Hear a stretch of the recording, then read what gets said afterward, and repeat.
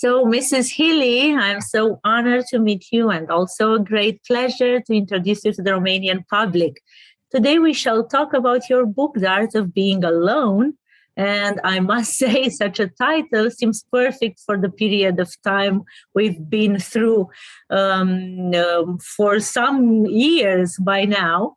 And many of us really thought, if it really possible, is it really possible to feel happy with only our own company? So I heard that you got inspired for this book from the Honjok tribes. Did I pronounce it right? You did, Honjok. That's great, because English is not my mother tongue, so it will be a little bit stressful for me, but I hope everything will be fine in the end. So you got inspired from their lifestyle. So what makes them different? What made you get inspired by this lifestyle and decided to write this book? Well, I was approached by a publisher in the United Kingdom who was interested in a psychotherapist insight on the Honjok, and wanted to hear from me about, what's the difference between loneliness and being alone, and to explore more deeply the flavor and the depth of the spirit of the Honjok. And what I discovered as I interviewed people in South Korea who live a Honjok life, because I wanted to hear from them directly what it was like and not just what I had researched. And I also interviewed people from around the world who live a Honjok life. And a Honjok life, when you break it down, Hong is short for Hongja, and that means alone. And the Jok is tribe of one. And that is a concept that I have been working with in my private practice about getting comfortable with being a tribe of one. And that's why it really interested me to hear that this was an emerging trend in South Korea, particularly given South Korea's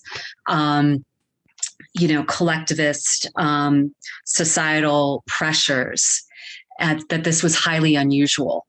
And what happened was that in 2017, there was this counterculture buzzword going around when these droves of young Koreans started to use Honjok as a hashtag to describe themselves and their activities.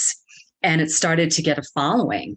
And I think in particular, the reason it started to get a following is because of the values that South Korea holds dear in terms of their history, in terms of kind of focus on the community in contrast to individualistic values. So it's a new trend, it's a new way of living, or it was before and they just adapted to the modern lifestyle? It seems to, in my research, it seemed to be a newer trend. And there's immense societal pressures in South Korea. And given all the societal pressures, there were people that ended up living a Honjok life by circumstance and started to embrace it rather than feeling like there was something wrong with themselves. They said, I'm going to embrace this. So it's a new trend. Some people start living. Okay, it was due to the pressure they lived in their society. We might say we live under pressure nowadays. So we might think how it would be just to read this book and maybe find a new way of living a new lifestyle. But we will still question ourselves. What is the difference between being alone and being lonely? Is it not the same thing? I understand. It's a very good question. And I often work with people, and this is another reason I was interested in this topic, was because I work with people who feel lonely in their lives. And it's actually, and you probably know about this, a mental health, it's a mental health crisis. And particularly in these times that we live in, the crisis of being lonely. And the gift of the Honjok is that you can live alone or be alone and not be lonely, and enjoy your own company and have the time and the space to explore more deeply the connection with your true self. And that is the invitation. And it's building a sense of self-acceptance. It's building a connection to your inner world. And when you're lonely, you often feel a lack of connection and emptiness, in contrast to being alone, where you can feel fulfilled and you can feel connection. So there is a big difference. And that's something that I'm really interested in with the Honjok. Do people come and ask you how can they pass from this feeling of being lonely to being alone and feeling all right with this? Because, if you think of psychology and psychotherapy in general, this is what most of the psychologists are preaching: to love yourself, be in peace with yourself, yes. Be happy with yourself, even if, I don't know, you have a certain period of time when you are on your own and you can be the best company of yourself. So are people, after reading your book, coming to you and say, okay, I got the idea, being alone is different than being lonely, but how am I going to do it? Yeah, that's a very good question, because it sounds good in theory. And how do you apply that in your daily life when there may be you may have a life that in which you're lonely, but you have a lot of distractions?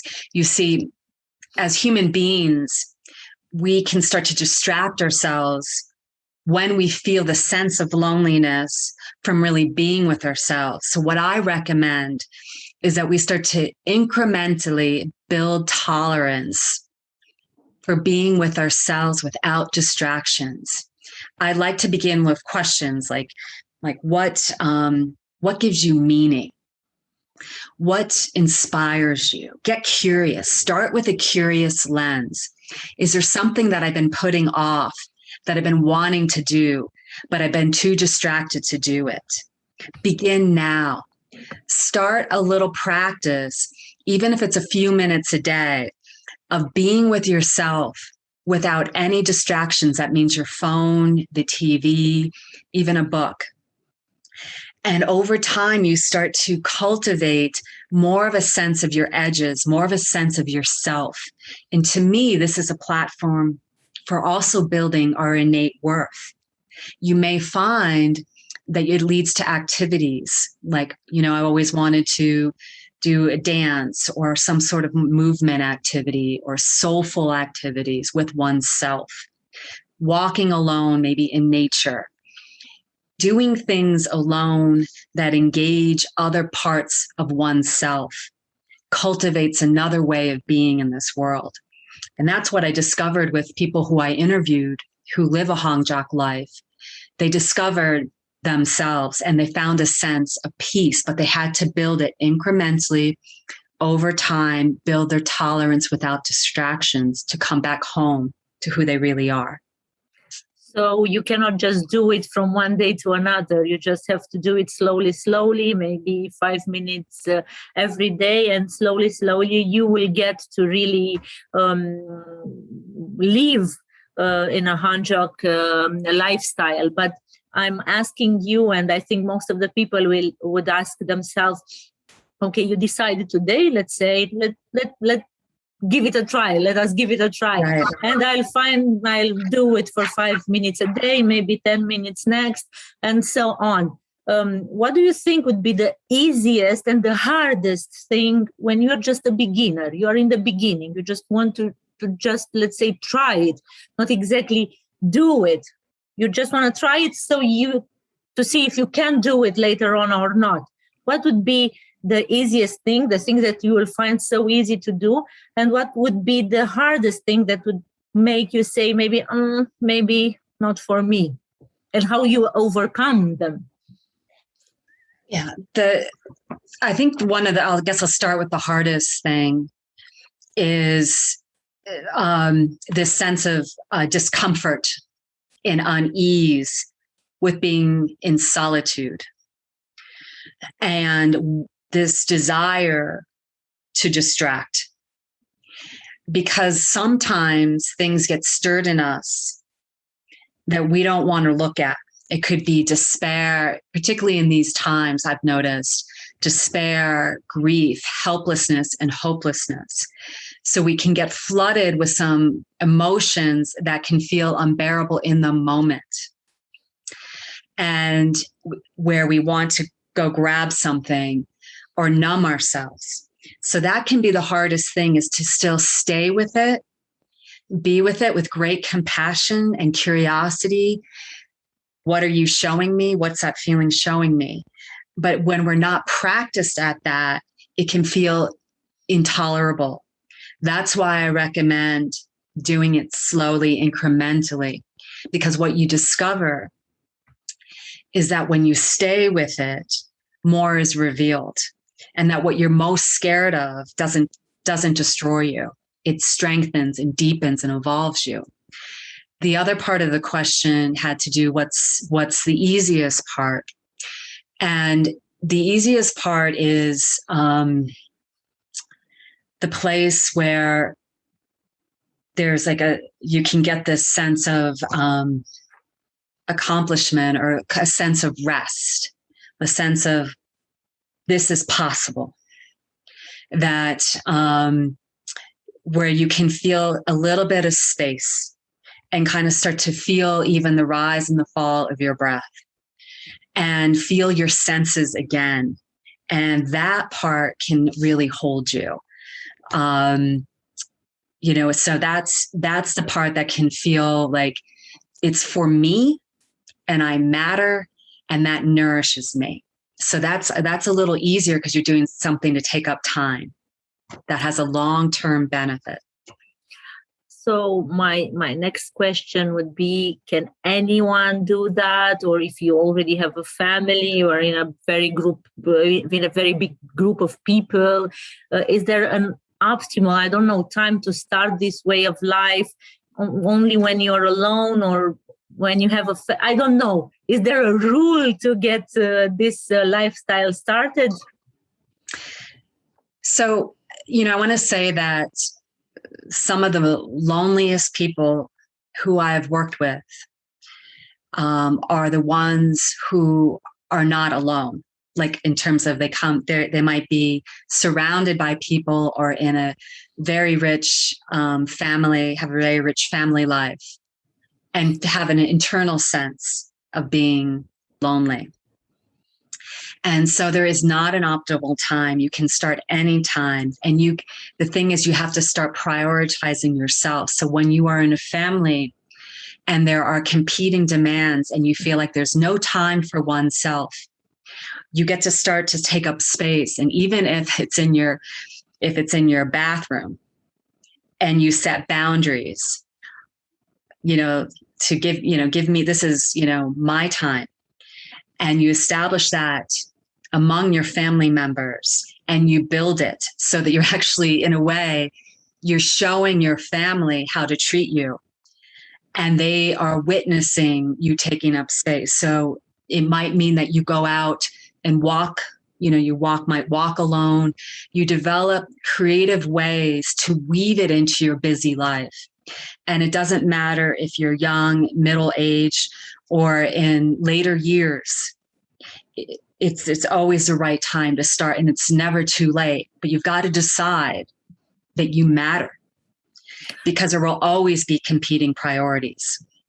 Yes, of course. And this can be a model for the other members of the family. Yes. I mean, you could take your 5 minutes, let's say in the beginning, so they will start taking their 5 minutes, and everyone will get to get a good company of themselves. Yes. And I particularly like this, to model this to children, that their parents are taking up space and broadcasting this, so that as the children age, they do the same for themselves. This is about including oneself, even when you have competing demands.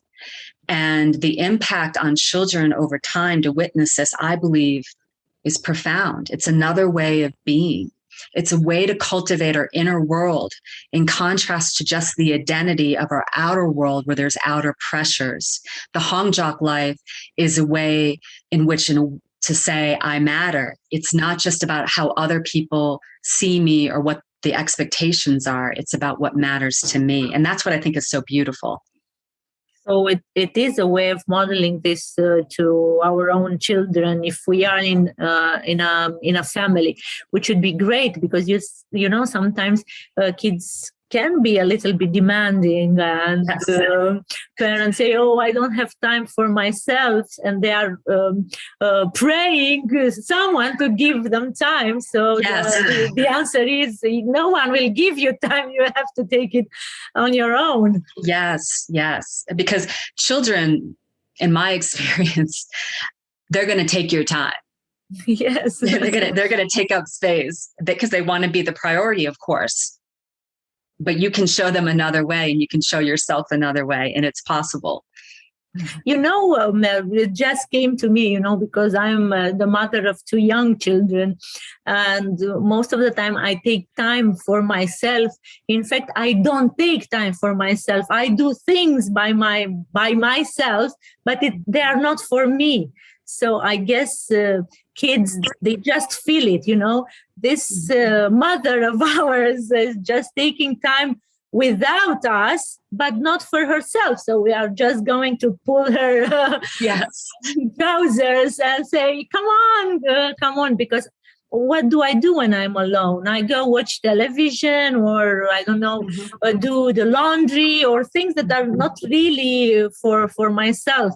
We are saying, oh, I'm going to walk on my own, but in fact, maybe you are going to talk to someone on the phone, or listening to music is a good way to start.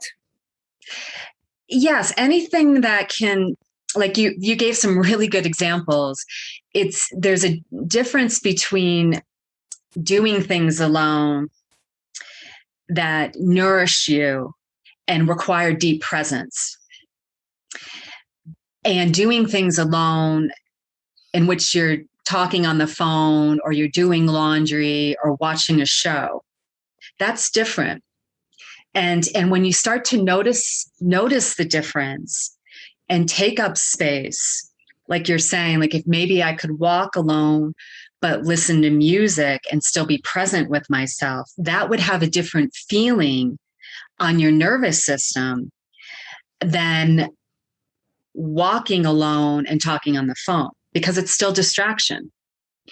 And this is what I think the Honjok life shows us, is how to practice that, to notice the difference of when we are present with ourselves and when we are distracted, even while being alone. So I'm really glad you brought that up. And you're right. I believe that children know, like, hey, we're alone and we're like doing laundry. They know it.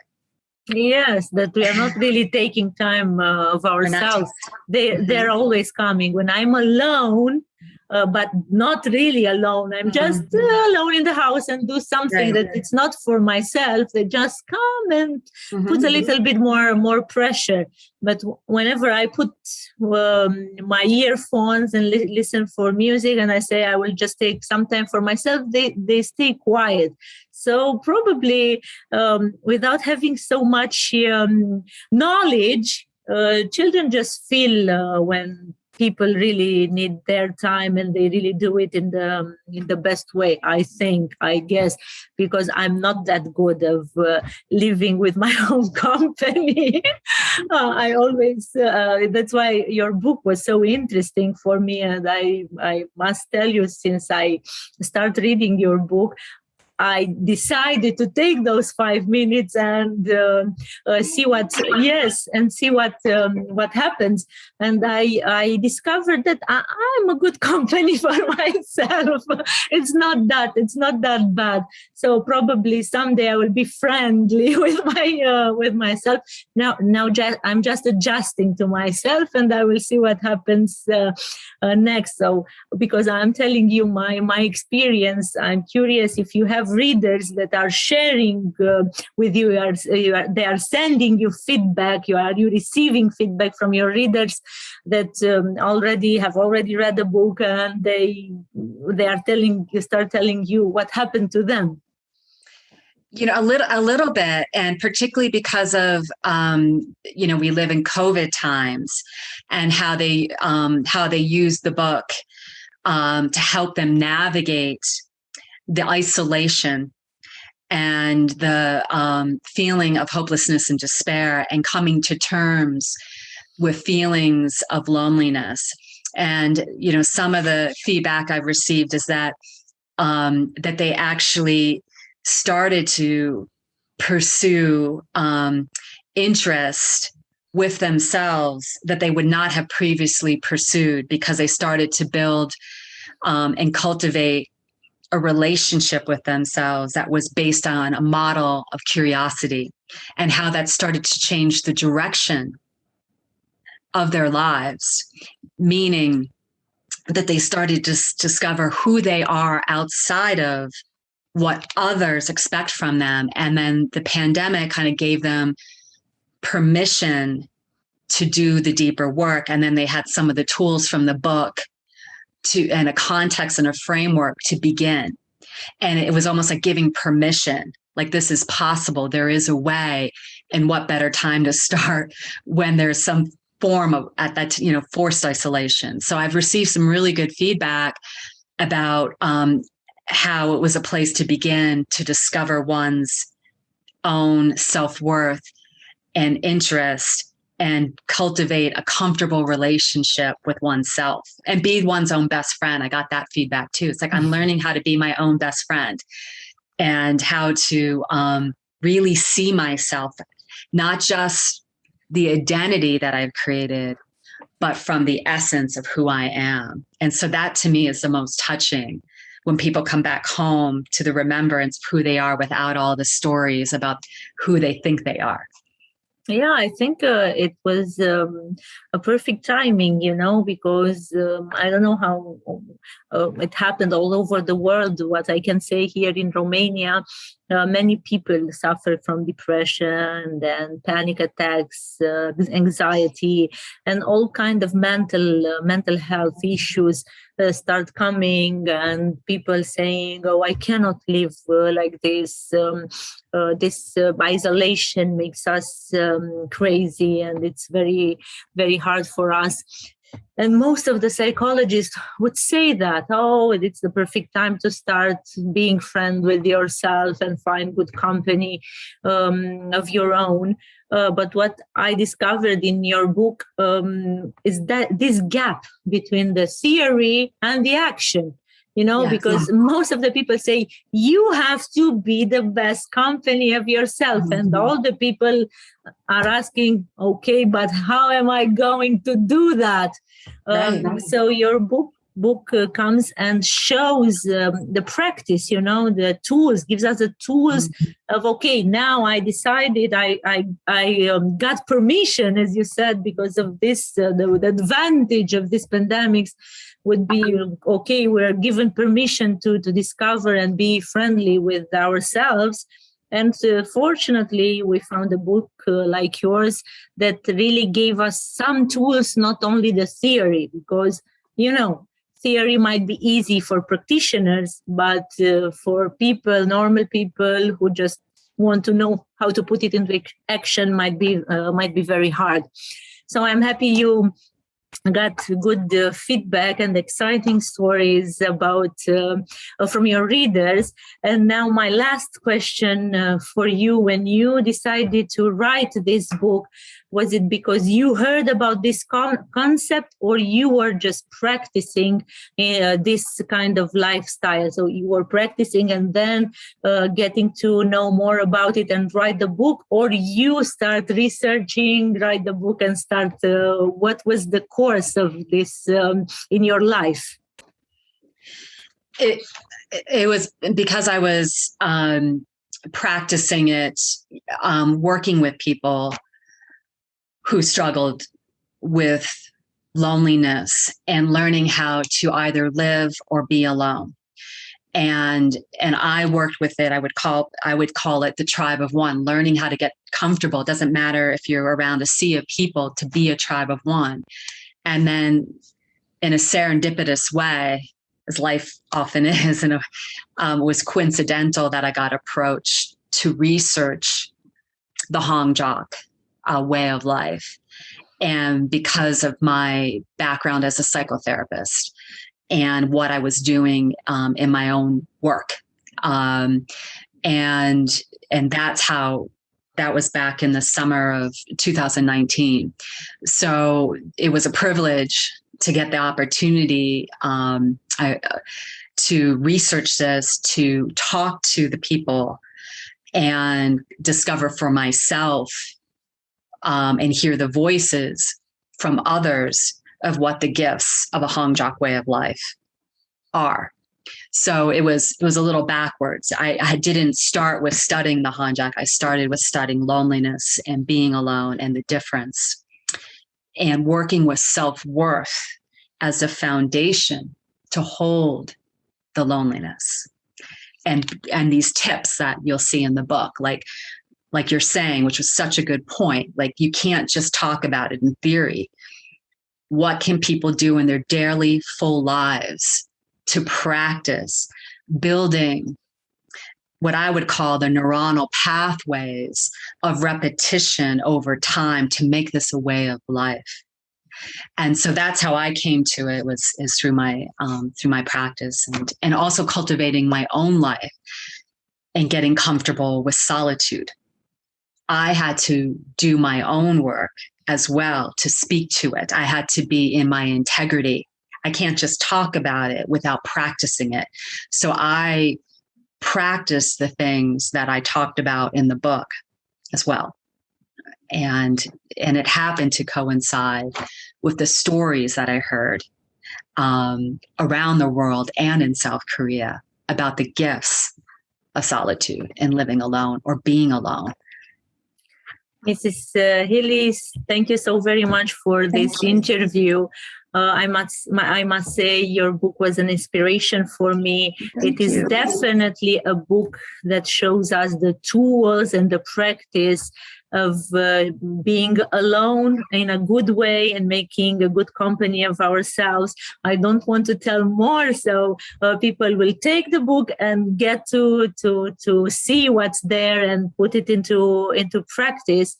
I'm so very happy you are a specialist that practices and knows very good in theory, but also in practice, the things that you are talking about. You are an inspiration in this interview as well. And hopefully, I don't know, maybe the pandemics will just go a little bit quicker so we can meet you in person as well. I would love that. And help us put in practice the tools that there are in your book. So I hope to see you in person next time. Thank you. Thank you so much for having me. I'm really touched that you made time and reached out to interview me. And I look forward to further connection in the future.